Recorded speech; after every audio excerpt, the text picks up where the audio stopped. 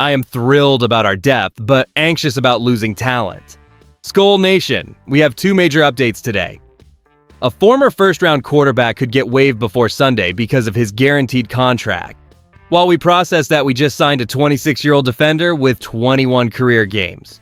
Both names are coming. Stick around, comment your city, like and subscribe for 2000 to catch every update.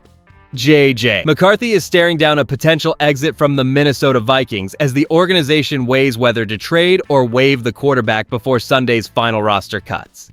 Being a former first-round selection, his journey here has been defined by high expectations that simply have not materialized on the field.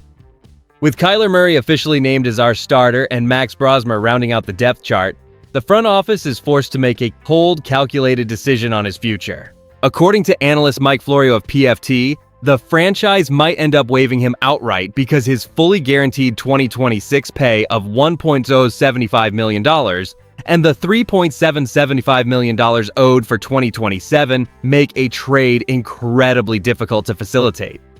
And honestly, it is tough to swallow the idea of losing a high draft asset for absolutely nothing in return. Is this organizational malpractice, or is the team simply cutting its losses after his clear tenure of disappointment? I am excited to see us move forward with a set starter, but I also want to pump the brakes on the idea that we can just easily move on without some major financial headaches. If we choose to waive him, he immediately hits the open market, allowing any franchise to pick him up without the burden of those guaranteed dollars, which feels like a brutal blow to our roster management. Does this move actually provide the necessary flexibility we need in the trenches? Or are we just throwing away a massive investment because the fit never materialized?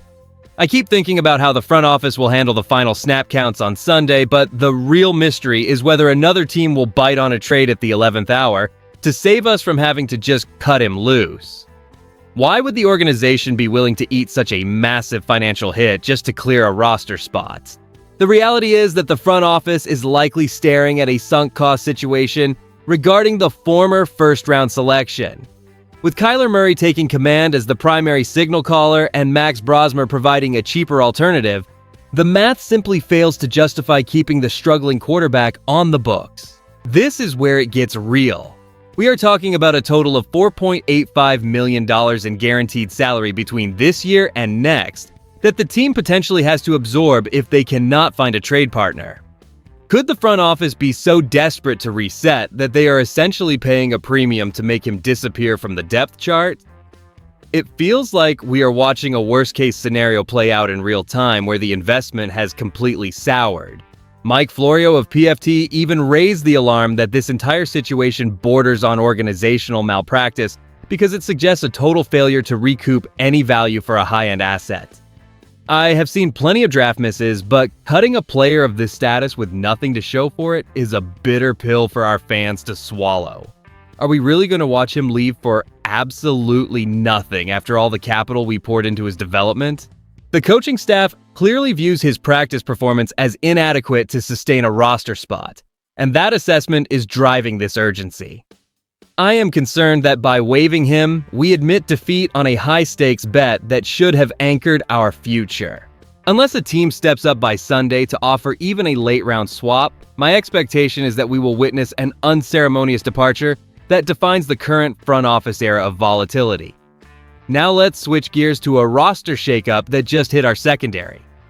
The Minnesota Vikings have officially signed cornerback Trey Hawkins III to the squad, a move necessitated by the decision to release cornerback Dwight McGlothern with an injury designation. This transition in the defensive backfield brings a 26-year-old talent from Temple, Texas, into our mix just before the final 53-man roster deadline. After originally being drafted by the New York Giants in the 6th round out of Old Dominion, Hawkins brings 21 games of professional experience to the table. He has logged 429 defensive snaps and 178 special team snaps across his career, contributing 45 combined tackles, 3 pass breakups, and 1 interception. Does this addition provide the necessary depth we require, or are we just rearranging the deck chairs on the Titanic? Let's be real. While adding a player with Hawkins' physical profile, standing 6'2" and 195 pounds, might offer some much-needed competition, I want to pump the brakes on the idea that this is a game-changing acquisition. It is a calculated roster management move aimed at bolstering the position group ahead of our upcoming preseason clash against the Denver Broncos. My take is that the front office is clearly prioritizing size and experience at the edge of our defense, but I have to wonder if this is enough to solidify a unit that has faced so much uncertainty. Losing McLaughlin to that injury designation hurts our depth chart continuity, which is never ideal as we approach the final cuts. Will Hawkins show enough in the final preseason game to earn his keep, or is he just another temporary face in the rotation? It is a tough spot for anyone to step into this late in the summer, yet we have to hope he finds his footing quickly. Adding a veteran like Trey Hawkins III provides our secondary with a much-needed injection of size and professional experience just before the final roster deadline arrives on Sunday. Standing at 6'2", his physical profile gives us a defensive back who actually has the strength to battle in the trenches against larger wideouts, which is a clear upgrade in our depth chart versatility. Having logged 429 defensive snaps across 21 games, he is not just a raw project, and that background could prove useful if injuries continue to plague our rotation. Here's the thing nobody wants to say though. While the front office hopes for a breakout performance against the Denver Broncos, the reality is that Hawkins has struggled to maintain a permanent home in any defensive backfield. After bouncing from the New York Giants to a brief, quiet stint with the Washington Commanders where he played only a single game, the skepticism regarding his long-term ceiling is entirely fair. Are we genuinely betting that he can suddenly translate his athleticism into high-level production? Or are we just grasping for warm bodies to fill a void left by the unfortunate injury to Dwight McLaughlin? Other league observers point out that his limited impact across two different franchises suggests he is more of a depth piece than a foundational starter, and that perspective weighs heavy on my mind. What I really think is that this is a classic low-risk, high-stakes audition, meant to see if a change of scenery unlocks anything before we cut down to 53. If he impresses on Sunday, we might have found a diamond in the rough, but relying on him as a major solution feels overly optimistic for any fan watching our secondary's journey in the land of 10,000 lakes. When you put both of today's stories together, here's the picture that emerges for the Minnesota Vikings. The front office is aggressively clearing the books to prioritize immediate functionality over long-term projects. Connecting the potential departure of J.J. McCarthy with the acquisition of Trey Hawkins III highlights a cold, calculated shift toward proven depth at the cost of high draft capital gambles. Here is where it gets interesting. This suggests the franchise is preparing to lean heavily on veteran reliability as they finalize this roster, signaling that patience for developmental arcs has essentially evaporated.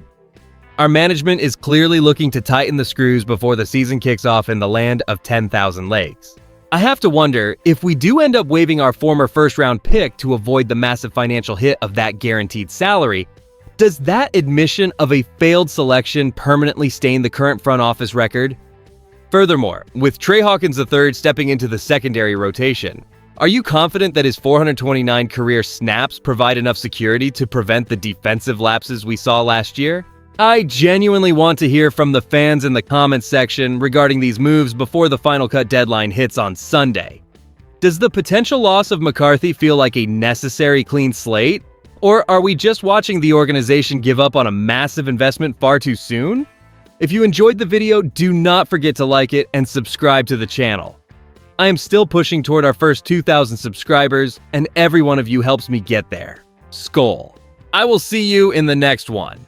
I will be back later to update you with the latest Minnesota Vikings news.